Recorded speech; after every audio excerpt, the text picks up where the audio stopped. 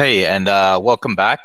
Today we're going to go through the topic of what to measure for RevOps. So this is about, whether you're at a stage of before growth and what you need to prepare for in terms of your measurement, or when you're ready to grow and making sure you have your core measurements in place to be able to accelerate your growth. And during this video, we're going to give you some 5 actionable items straight away that you can go into your HubSpot and configure and set up to make sure that you're already starting to track the data that you need to track. So my name's Scott from HubSpot, and we're here and we help people align their RevOps to their HubSpot and implementing AI. And with me today is my co-founder, James. Hi everyone, I'm going to be focusing on sort of the application of that. So actually I've got a bonus one. I've got 6 in total that I'm going to show in terms of tips of how you can apply this within HubSpot to get your measurements the way you need them to be for RevOps goals. Awesome. So let's just dive into this. Go ahead and share my screen.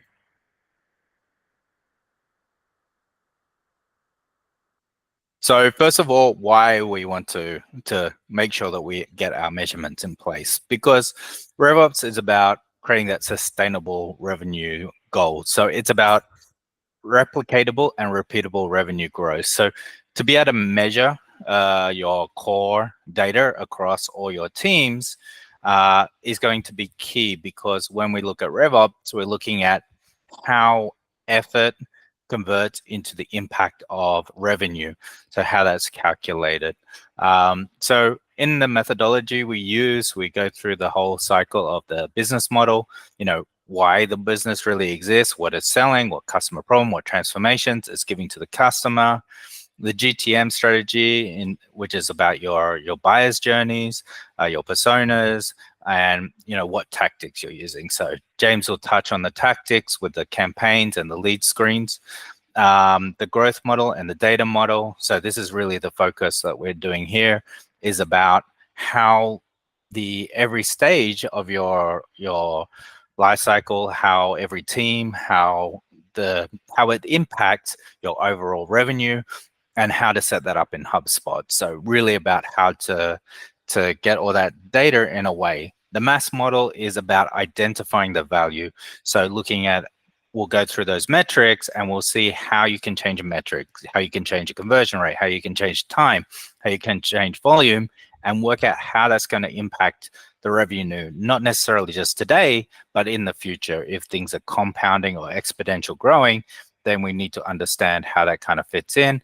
And the final stage, which is outside the scope of this topic, is about the simulation, and that's about how to simulate results before implementing results. So let's get into this. So why we need to measure is most companies will be kind of either at their growth stage or in the introduction stage. So introduction stage, RevOps kind of changes. So introduction stage is when you're still experimenting with your lead funnel, with your top of funnel, with your customer success, with your on sales. So you're doing a lot of experimentation. You haven't got that stable, repeatable revenue model, but you should still be measuring. So when you are doing experiments, you understand how they impact the future, how it's going to impact the point where you get to growth. If you're at a growth stage, that means your strategies, your GTM strategies, your customer success strategies are pretty solidified. It's stable.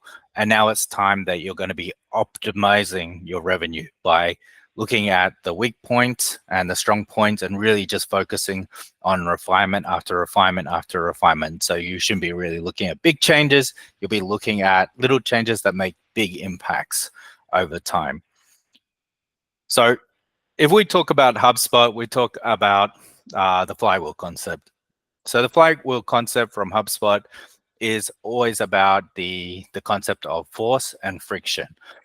Creating force to accelerate your sales and create friction, which slows down your sales. So, HubSpot definitely has this methodology, but to be able to act on this methodology, we need to put it into a format that a RevOps person can actually make decisions on. So that's why we flatten it out. And this is a standard funnel, but more like a bow tie funnel. So we need to look at how each stage in our funnel is going to be measured. If you understand the impact of your awareness, education, selection, commitment, onboarding, adopting, and expansion is, and how that kind of impacts, now we can see where the issues are in your business, where what is being very successful. So as a RevOps, we can look at what is it going to cost to make changes and what is the impact going to be in terms of the revenue that it's going to generate for the business. So we need to take that flywheel concept, flatten it out to be able to start looking at the calculations and impacts. So understanding those conversions, every company uses different headings and have slightly different stages in their life cycle, and James will get into this, but we standardize from a RevOps point of view, so we can all be talking the same language. We're going to standardize the conversion rates from CR1 to CR7. We're going to talk about the time, which is the delta time, so the time between each of the stages which exist, and we're going to talk about the volume metrics, so volume from each of the stages. So the idea here is once we have all these numbers, we can look at how to calculate the impact on revenue. So as a business owner or a decision maker, if you're looking at your business and you don't have these numbers, it's going to be very difficult to align an investment in a new website or automating your chat or customer support, and aligning that to a cost benefit is going to be very difficult. But if you have your metrics laid out in a way, then you can see by changing my CR5, in 5 years, I'm going to get exponential benefit out of it. So if I'm automating my customer support, if I'm automating my on-sells, then I'm going to get my exponential growth. If I make a small change in my awareness and a small change in my education phases, then that's also going to add a compounding effect. So where do I put my effort in and where do I put my investment in to get the best result? And here we can look at the conversions, the time. So that's about the efficiency. An example of time would be how long does it onboard?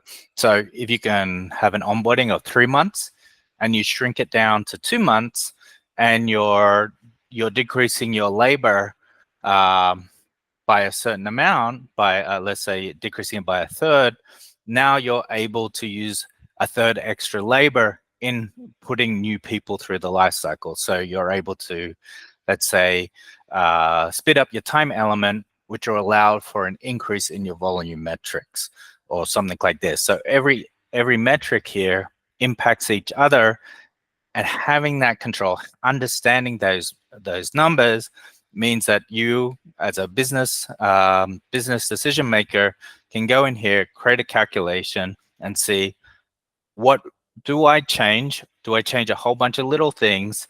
And how does that impact my revenue at the end of the day? How is it going to help me grow? How's it going to reduce my human labor? How is this going to make the whole process more efficient? But we can see it in a cost benefit way. Just think of it like investing. We're investing in improving CR5. We're investing in improving CR4. So it's the investment in there and what is my return from that investment. So in general, from RevOps, we're going to view all the metrics in this fashion, from the volume metrics, the conversion metrics, and the time metrics. So moving on from here, the questions in your HubSpot: is your company ready? So what stage are you at? Are you like at the growth stage or the pre-growth stage? So the pre-growth stage, you may still be defining what your customer problem is, how you're pitching your product, what is the best transformation, what is your whole buyer's journey and benefits that the customer has. Maybe your leads are coming a little bit ad hocly, they're not regular. So you want to be using your RevOps strategy and your metrics to find out what's working, what's not working, to get to that stable point. Is your path in HubSpot clear at each stage for each type of buyer? So this is going to be important. As I said, if it's not well defined, if you don't know when the conversions are happening, then your time metrics are going to be wrong. Your volume metrics are going to be wrong. So it's about making sure that each stage is very well defined and the exit criteria between each of those stages is very well defined. So if that doesn't exist, that's something that you'll need to fix and need to make sure is working correctly. And is your company still experimenting? So when you're experimenting, obviously we have those metrics. You're going to need to create your benchmarks around that, and then you're going to be performing your experimentation. So trying to avoid that whole just a gut feel reaction, oh, I should do this, I should do this. Measure your success, because you're going to be working out where you want to be investing in and improving on in terms of your company, so your revenue. So let's show you how that's going to work in HubSpot. So I'm going to pass this on to James. James is going to take you into HubSpot, and he's going to show you whether you're pre-RevOps stage, pre-growth stage, or in the growth stage, the fundamentals of getting that ready in HubSpot to be able to start understanding and predicting your revenue growth. All right.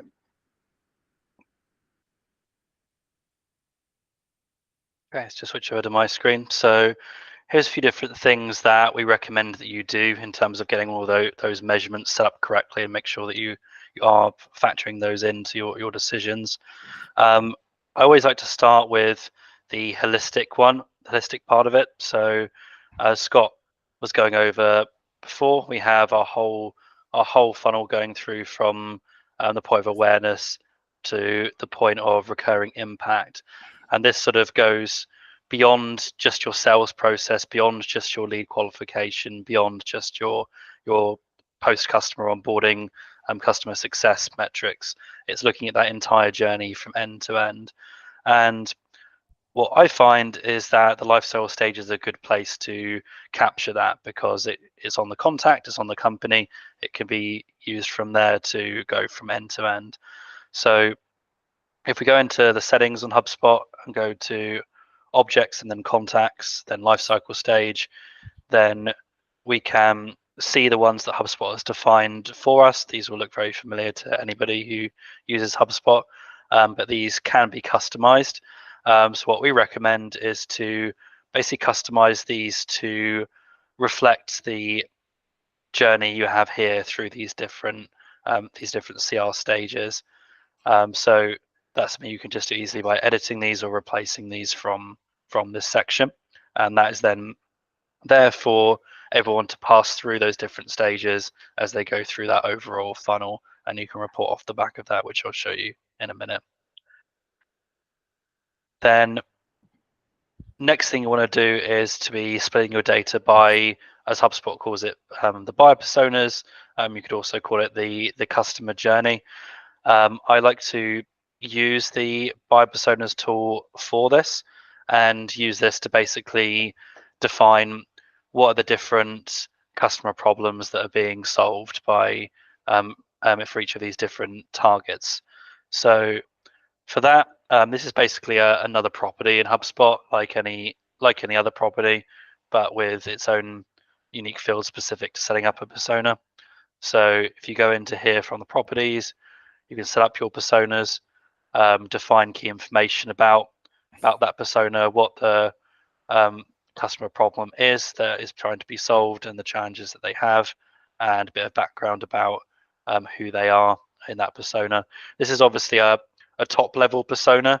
Everybody's going to have their unique motivations, and we've talked on previous videos about how you can tailor content that you're sending to an individual. But in terms of these verticals, you can set these up like this. Once you have sort of those high level points within there, then the next thing that you want to do is to start looking at the different granular areas of that, and making sure that you're set up to report on each of those individual stages of that journey. The front one of that being the on the awareness and education side, which would fall under marketing, and that is something that you can do from the campaigns tool. So the campaigns tool is pretty good in the fact that it allows you to pull together all your different efforts to target each of your different your different customer problems, your different buyers' journeys, and report on those in an aggregated way. So you can build a campaign within HubSpot. You can, where you can get to that from under marketing campaigns on your main navigation. You can define campaign goals and budget from here. And then once you have your campaign set up, then you can link different assets that relate to that specific campaign, to that specific initiative, to your campaign here. And that will be all the different types of assets that you are building in HubSpot from the different marketing tools. And once you've got that in place, you'll be able to see the impact that those assets are collectively having in driving awareness and also driving people further down the pipeline as you go through the stages, and how that's influencing revenue later down the funnel.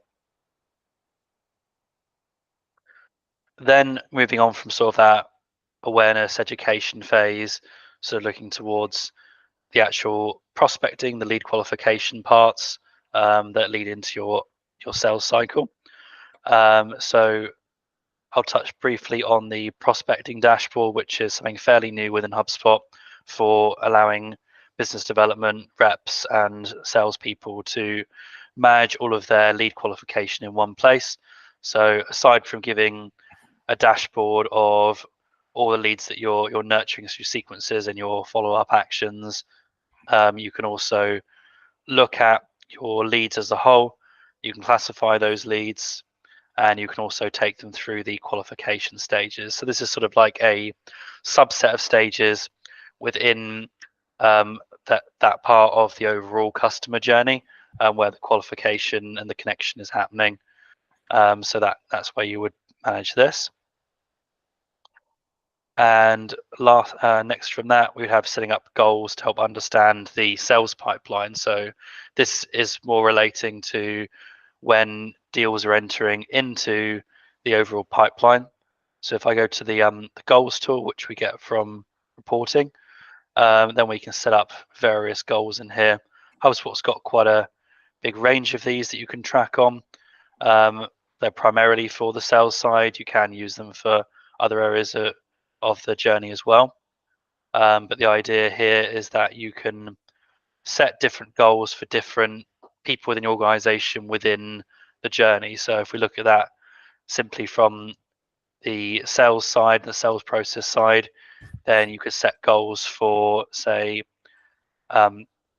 deals that are reaching the proposal stage, or deals that are converting to close one, or from the earlier stages, it could be how many meetings that you're getting, how many demos are being booked for your software, or how many calls are being made, how many during the qualification stage. So all of those metrics, all those activities can be tracked both by individual, by team, and then you can look at how those are performing in relation to your conversions. And speaking of conversions, where we started, it sort of all comes together with our conversion rate reporting. So this is extremely important set of reports that you have within HubSpot that you can use to track and analyze for your core measurements. So if we go over to the overall reporting section under reporting and just go into reports, we can go about creating a report. Specifically, we'll be creating funnel reports here. So the most important one would be the contact or company one. If you're selling individuals, then you'd use contacts if there's going to be an individual decision maker. Or if you want to look at the account as a whole, if we want to look at each company as a whole, then go for a company funnel, and the lifestyle stages will sync just the same. And from within there, you'll then be able to build a funnel conversion report that shows conversion between the different stages of your pipeline. What I've got here is the standard ones, but obviously you would customize these to match your own customer journey. And when you build this out,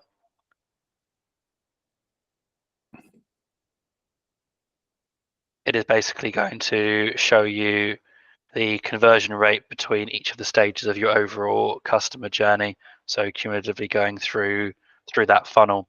So you'll be able to use that to see where, for instance, drop off is most significant, how many people you've got coming in from the top of the funnel, and then how that's then reflecting as you go through the funnel. So if we go back to here with the core measurements, this is important. For instance, if you wanted to, well, you would want to set a metric for how many people you want to be going live within a period of time. And let's say you're not hitting that metric by 20%, then by looking at the conversion report and the conversion percentages going down the funnel, you'll be able to reverse engineer your metric for how many go lives you want to identify how many leads you need access going into the awareness stage, and then that can be go over to the marketing team so that they know the kind of volumes that they need to be measuring through the and seeing coming through the campaigns tool to actually lead to the stats further down the funnel. And that applies for basically all of these stages. And then conversion metrics that you can easily just track through here by looking at the conversion metrics between these stages. And then aside from that, you may also want to, in fact, you will also want to build some reports that focus on the time between stages. So part of the beauty of the lifecycle stages functionality is that whenever you create lifecycle stages within here, it's automatically going to create timestamp properties in the background. So when you have somebody move between each of the stages of your overall customer journey funnel, a timestamp will be placed, and then you'll be able to build a report that uses aggregated metrics to show the average time it takes to move between different stages of the overall funnel. So, for instance, if we were to look at lifecycle stage, in fact,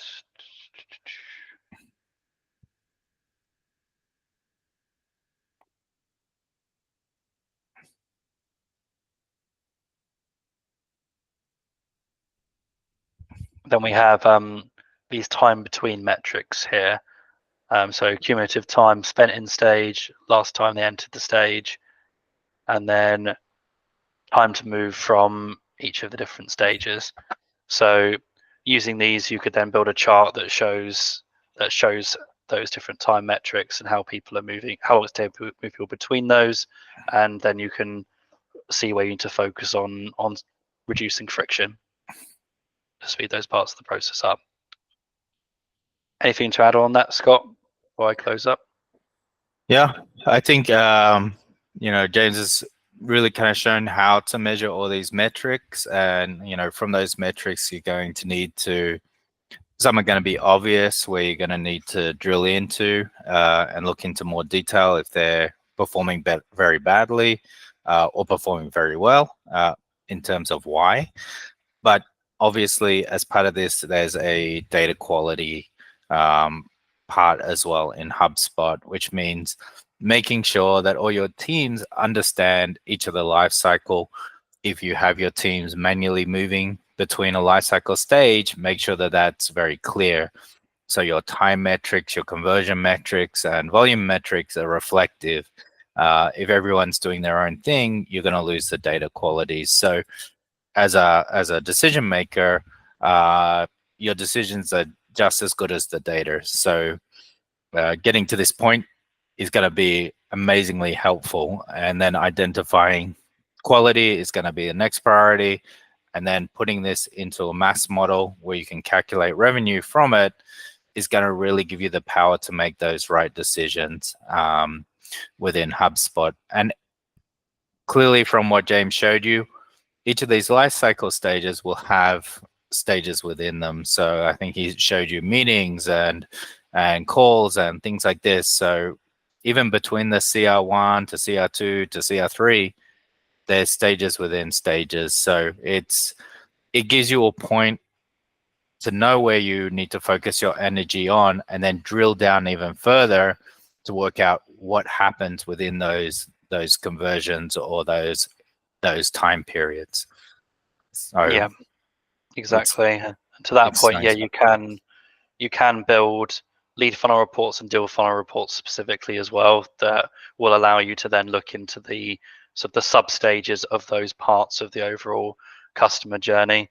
And yeah, the data quality, that is super important. Like there's many ways we can work within HubSpot to ensure that's maintained. Like for example, if you wanted to automate the movements in the whole customer journey, that's something that we strongly recommend you look at if you have issues with people not moving things at the correct times. We can set up different rules for when a stage moves. We can force in HubSpot for certain steps to be created for, say, a sales rep to move a deal from one stage to another, and using those different controls and then relating them back to individual marketing team members, sales reps, success reps, KPIs will all help to drive that important data quality and that all important reporting that you can then make decisions off of accurately. All right, so hopefully that was useful for everyone. Before we finish, I just want to touch on our AI workshop that we've been putting together and been running with various clients of ours recently. So this workshop is sort of a culmination of all the different ideas and topics that we've been discussing on this series, but basically relating it to your business and what are the right priorities for you and the right strategies for you.